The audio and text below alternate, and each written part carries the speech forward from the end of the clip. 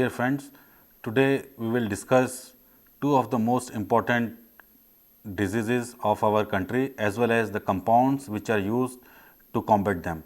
The diseases are tuberculosis and leprosy. So, in this chapter we will discuss second line of anti-tubercular drugs which are toxic in nature. World Health Organization recommended chemotherapeutic regimen for the treatment of tuberculosis in India, introduction to leprosy and the drugs used to treat this disease.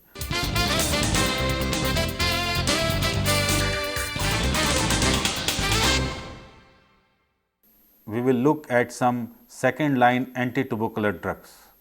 Tuberculosis can be treated effectively by using first line of drugs including isoniazid, rifampicin, pyrazinamide, ethambutol and streptomycin.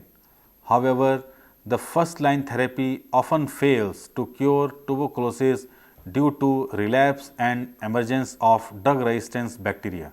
The emergence of multidrug resistance tuberculosis is of great concern because it requires the use of second line drugs that are more toxic and expensive. Second line anti-tubercular drugs are further subdivided as fluoroquinolones, which include ofloxacin, levofloxacin, moxifloxacin and ciprofloxacin. Injectable anti-tubercular drugs including kanamycin, amikacin. Less effective second line anti-tubercular drugs include ethanomide, cycloserine, para-aminosalicylic acid. Discussed below are some examples of certain second line anti-tubercular drugs. So, starting with fluoroquinolones. The fluoroquinolones are highly active against M. tuberculosis and are important drugs for multi-drug resistance tuberculosis. Agents such as getifloxacin and moxifloxacin are most active and are least likely to select for quinoline resistance. Myobacterial resistance to one fluoroquinolone imparts cross resistance for the entire class. Mechanism of action: the fluoroquinolone antibiotics target bacterial DNA gyrase and topoisomerase 4. For many gram-positive bacteria, topoisomerase 4 is the primary target. For many gram-negative bacteria, DNA gyrase is the primary quinoline target. The fluoroquinolone inhibit gyrase-mediated DNA supercoiling at concentrations that correlate well with their effective antibacterial actions. Topoisomerase 4 separates catenated DNA molecules that result from DNA replication and also is a target for quinolone pharmacokinetics. The quinolones are well absorbed after oral administration and are widely distributed. Peak serum level of the fluoroquinolones occur within 1 to 3 hours of an oral administration. The volume of distribution of quinolone is high with concentration in urine, kidney, lung and prostate tissue, stool, bile and macrophages and neutrophils higher than serum levels. Quinoline's concentration in CSF, bone and prostate fluids are lower than in serum. Mechanism of resistance: mutation in a small region of GYRA called quinoline resistance determining region and less frequently in GYRB are the primary mechanism of fluoroquinolone resistance in Mycobacterium tuberculosis. Generally, in 2 mutations in GYRA or concomitant mutations in GYRA plus GYRB are required for the development of higher levels of resistance. Spectrum of activity: the fluoroquinolones based have broad spectrum antimicrobial activity and so are widely used for the treatment of bacterial infection of the respiratory, gastrointestinal and urinary tracts as well as sexually transmitted diseases and chronic osteomyelitis. Drug interactions: ciprofloxacin and pefloxacin inhibit the metabolism of theophylline and may induce toxic levels. Non-steroidal anti-inflammatory drugs may augment displacement of gamma aminobutyric acid from its receptors by the quinolones. Now we will look aminoglycosides. The aminoglycosides amikacin, kanamycin and the cyclic polypeptide sapromycin are important injectable drugs in the treatment of multidrug resistant tuberculosis. Mechanism of action: except streptomycin, all the other aminoglycosides bind to both 30S and 50S ribosomal subunit and interferes with inhibition of protein synthesis by fixing the 30S and 50S ribosomal complex at the start codon of mRNA. As 30S and 50S complexes downstream complete translation of mRNA and detach the abnormal initiation complexes which accumulate, blocking further translation of the message. Aminoglycosides binding to the 30S subunit also cause misleading of mRNA, leading to premature termination of translation with detachment of the ribosomal complex and incompletely synthesized protein or incorporation of incorrect amino acids, resulting in the production of abnormal or non-functional proteins. Pharmacokinetics: it is same as we have discussed for streptomycin.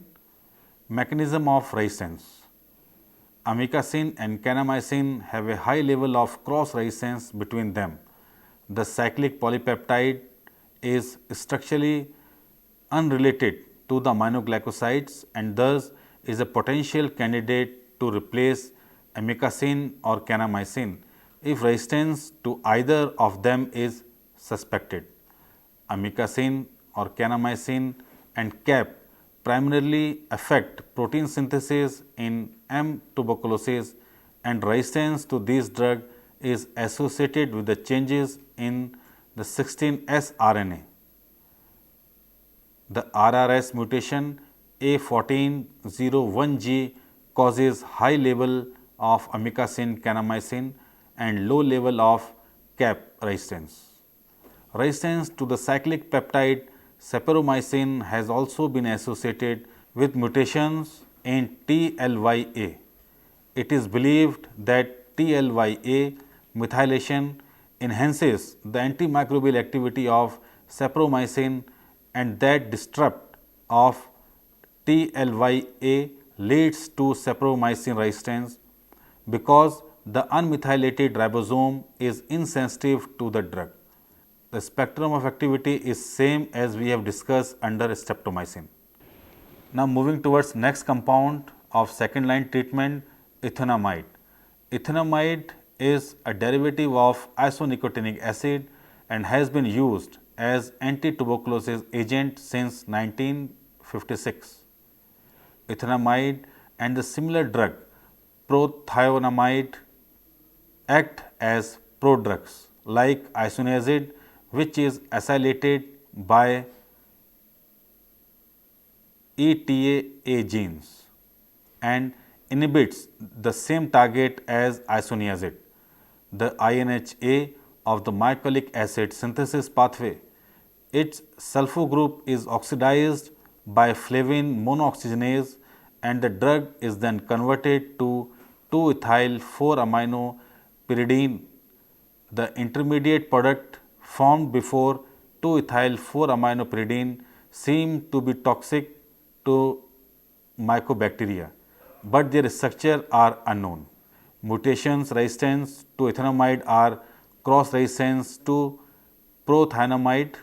PAS, which is also called as para-aminosalicylic acid, show anti-tubercular activity and was used to treat tuberculosis in combination with isoniazid and streptomycin. PAS is still useful as a part of a treatment regimen for XDR tuberculosis, although its benefit is limited and it is extremely toxic. Now we will discuss cycloserine. Cycloserine is an antibiotic that is used to treat tuberculosis. The exact mechanism of action of cycloserine is unknown, but it is thought to prevent the tuberculosis bacteria from making substances called peptidoglycans, which are needed to form the bacterial cell wall. Cycloserine possesses high gastric tolerance and lacks cross resistance to other compounds, but it causes adverse psychiatric effect, which is its main drawback. Cycloserine is one of the cornerstone of treatment for MDR and XDR tuberculosis. Now, some problems which are associated in this chemotherapy. Bacterial resistance to drugs. An important problem in the chemotherapy of tuberculosis is bacterial resistance, primarily due to poor patient compliance. To prevent non-compliance and the attendant development of drug resistance tuberculosis, direct observed treatment short course, which is called as DOTS, is advisable for most patients. When drug resistance is suspected, thereby should be instituted with 5 or 6 drugs, including 2 or 3 that the patient has not previously received. Such a regimen might include isoniazid, rifampicin, pyrazinamide, ethambutol, streptomycin and ethanamide. Now, categories of patients suffering from tuberculosis. The TB patients are grouped into 4 categories, which are as follows.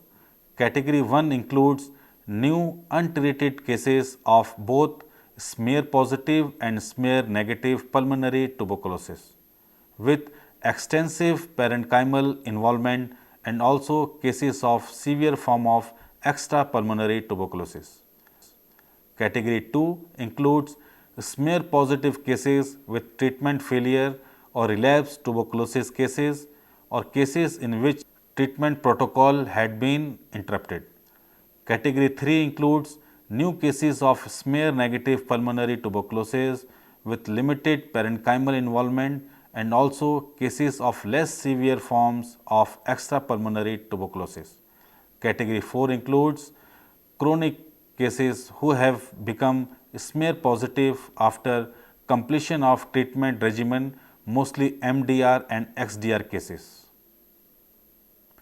MDR cases includes cases with resistance to H and R or any number of anti-tubercular drugs, while XDR implies to bacilli, that is resistance to at least 4 of the most effective saddle drugs, that is H, R, FQ and one of amikacin, capromycin.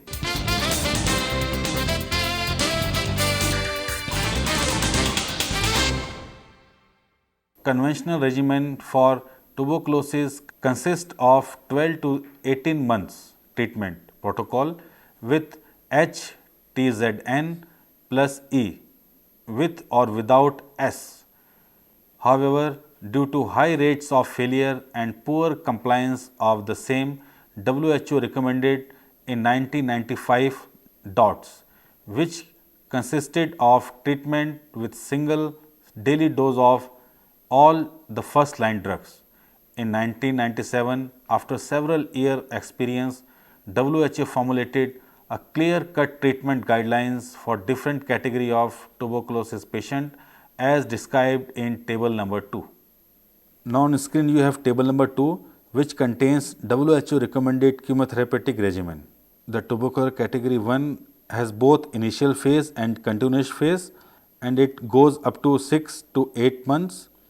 For tubercular category number 2, the duration of course is 8 months, and for category 3, the duration of treatment is 6 to 8 months. All the drugs which are used in initial or continuous phases of these categories are reported in this table. Now, treatment of category 4, MDR is treated with one or more of the second line drugs for at least 12 months depending upon the type of resistance. Table number 3 describes treatment regimen followed in India under revised National Tuberculosis Control Program 1997. In this table, again various regimen has been given for TB category 1, 2 and 3. The duration may be up to 6 to 8 months. Various drugs are given in initial phase as well as in continuation phase as given in the table number 3. Chemotherapy of tuberculosis in pregnancy. WHO recommended the following treatment regimen for the treatment of tuberculosis in pregnancy, which is described in table number 4. Now we will see chemotherapy of tuberculosis in AIDS patient. HIV positive cases have serious form of tuberculosis. The treatment protocol is same as that for non-HIV cases. However, the duration of treatment is longer. Initial therapy with 2 months will have H, R and E is stated immediately on diagnosis of TB, followed by a continuous phase of H and R for 7 months. Chemotherapy of Mycobacterium ovium complex MAC. MAC infection is commonly among HIV TB patients, especially when CD4 count drops below 100 cells per microgram. Clarithromycin and azithromycin both have excellent activity against many strains of MAC with clinical responses.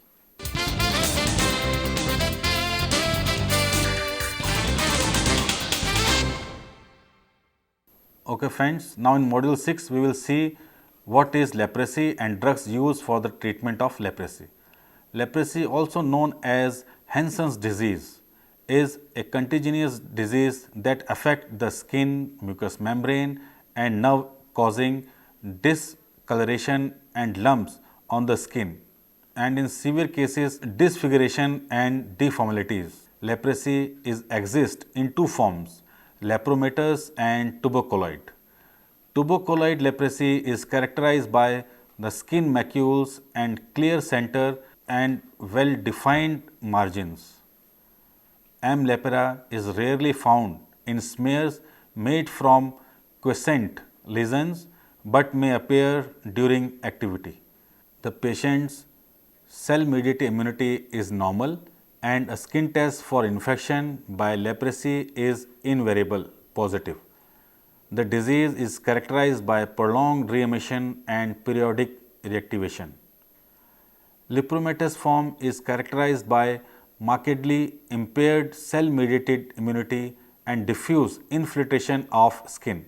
M. lepra is demonstrated in smears and granulomas containing bacterial-laden histiocytes are present.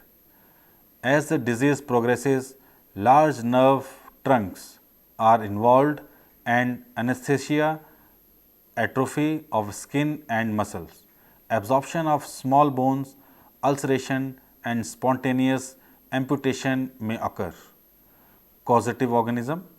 Mycobacterium lepra and Mycobacterium lepromatosis are causative agents of leprosy. M. lepromatosis is relatively newly identified Mycobacterium isolated from a fatal cases of diffuse lepromatous leprosy in 2008. An intracellular acid-fast bacterium, M. lepra, is aerobic and rod-shaped and is surrounded by the waxy cell membrane coating characteristic of the Mycobacterium genus. Now, sign and symptoms of leprosy. Leprosy is primarily a granulomatous disease of the peripheral nervous and mucus of the upper respiratory tract. Skin lesions are the primary external sign. If untreated, can progress and cause permanent damage to the skin, nerve, limbs and eyes. Secondary infection in turn can result in tissue loss, causing fingers and toes to become shortened and deformed as cartilage is absorbed into the body. Types of leprosy. The WHO system distinguishes passibacillary and multibacillary based upon the proliferation of bacteria. Passibacillary leprosy is characterized by one or more hypopigmented skin, macules and anesthetic patches where skin sensitization are lost because of damaged peripheral nerves that have been attacked by the human host immune cells and multibacillary leprosy is associated with symmetric skin lesions, nodules, plaques, thickened dermis, and frequent involvement of the nasal mucosal resulting in the nasal congestion and epistaxis. Diagnosis of leprosy. According to the WHO, diagnosis in areas where people are frequently infected is based on one of these main signs: skin lesion consistent with leprosy and with definite sensory loss. Positive skin smear. Skin lesions can be single or multiple, usually hypopigmented, although occasionally reddish or copper colored. Thickened nerves are associated with leprosy and can be accompanied by loss of sensation or muscle weakness. However, without the characteristic skin lesion and sensory loss, muscle weakness is not considered as a reliable sign of leprosy. Positive skin smears, which is called as lepromine test. In some cases, acid-fast leprosy bacilli are considered diagnostic. However, the diagnosis is clinical. Classification of anti-leprotic drugs. The anti-leprotic drugs are classified into 4 major classes as described in table number 5. Table number 5 contains various classes of drugs which are used for the treatment of leprosy. Class 1 is sulfones. Example of this class is very potential compound called as depson. Class 2 has phenazine derivatives. Examples are clofazamine. Then in class 3, some anti-tubercular drugs are also used as anti-leprotic drug like rifampin and ethanamide. Class 4 anti-leprotic drugs are miscellaneous agent like ofloxacin, minocycline and clarithromycin. Now friends, we will start with category sulfones. The sulfones are derivatives of 4,4-diaminophenyl sulfones. The important drug of this category is depson. Depson is the oldest, cheapest and most active member of the class. Mechanism of action of depson.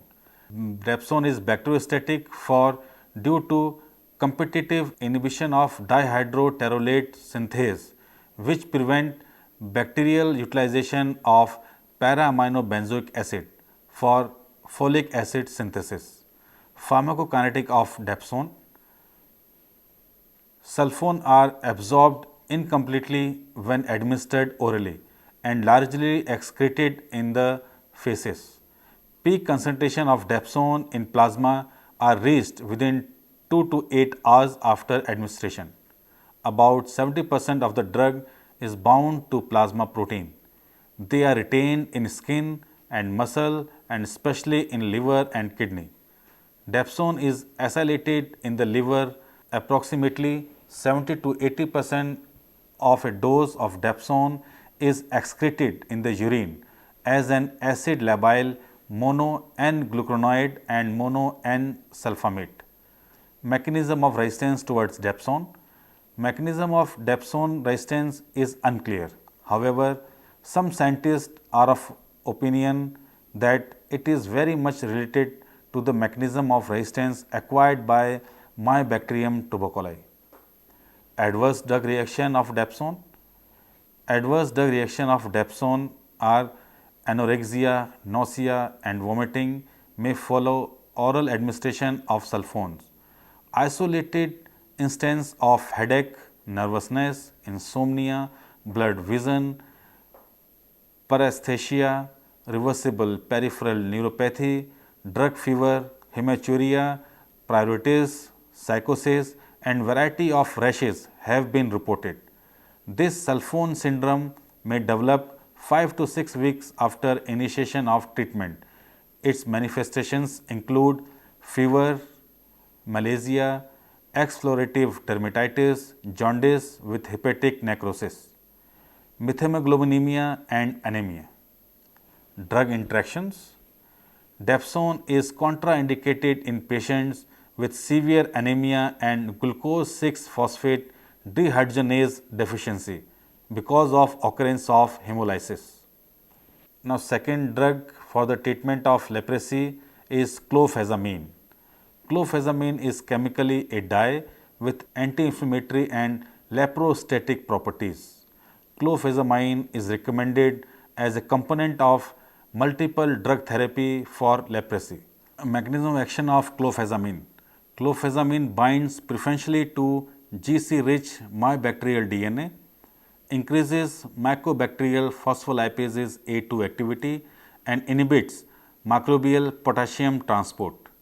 The drug also exerts an anti-inflammatory effect and prevents the development of erythema nodosum leprosum. Pharmacokinetic property of this compound: clofazamine is orally absorbed and accumulates in tissue, especially adipose tissue, in crystalline form. The drug exhibits a T-half of 70 days and hence is possible to use it in intermittent therapy. Adverse drug reaction of clofazamine. Patient treated with clofazamine may develop red discoloration of the skin. Anorexia, enteritis, abdominal pain is observed in patient administered clofazamine to combat lepra reaction. Now, drug interaction of clofazamine. Clofazamine is contraindicated in pregnancy and is avoided in patients with liver and kidney damage. Now, coming to the antileprotic category, where antitubercular compounds are sometimes used for the treatment of leprosy. Rifampin and ethanamide has significant antileprotic potential. This drug has already been discussed under antitubercular compounds. Now, at last we will discuss some miscellaneous agents used for the treatment of leprosy. Ofloxacin, used in multi-drug therapy of leprosy, has shown to hasten bacteriological and clinical response because of high lipophilicity. Minocycline and clarithromycin are effective against Mycobacterium lepra. WHO recommended MDT. The WHO recommends multiple drug therapy for all patients with leprosy to reduce the development of resistance, provide adequate therapy when primary resistance already exists, and reduce the duration of therapy. For patients with lepromatous disease, the following regimen is suggested: depson 100 mg per day plus clofazamine 50 mg per day plus rifampicin 600 mg and clofazamine 300 mg once a month under supervision for 1 to 5 years. Some prefer to treat lepromatous leprosy with daily depson 100 mg and daily rifampin 450 to 600 mg dose. All drugs are given orally. The minimum duration of therapy is 2 years. Patients with a small population of bacteria should be treated with depson 100 mg per daily plus rifampin 600 mg once monthly for a minimum of 6 months. Single dose multi-drug therapy with rifampin 600 mg, ofloxacin 400 mg or minocycline 100 mg also may be effective. Reactions in leprosy. Number 1 reaction in leprosy is lepra reaction. It is a Xerix Herxheimer type of reaction that occurs in lepromatous leprosy due to release of antigen from killed bacilli. The reaction has a rapid onset and is manifested by malacia, fever, reddening and enlargement of existing lesions and appearance of new lesions. Sulfone syndrome. It is a gerish mostly observed in malnutrient patients after 4 to 6 weeks of depson treatment. The reaction is manifested by malacia, fever, enlargement of lymph nodes and anemia. Reversible reaction. It is a delayed hypersensitive reaction that occurs in tuberculoid leprosy due to release of antigen from killed bacilli. The reaction is manifested by cutaneous ulceration, multiple nerve involvement with pain and tenderness reported after therapy completion. Now, treatment of all these reactions are: all the 3 conditions are treated by clofazamine temporary discontinuation of depson and use of prednisolone is recommended in severe cases.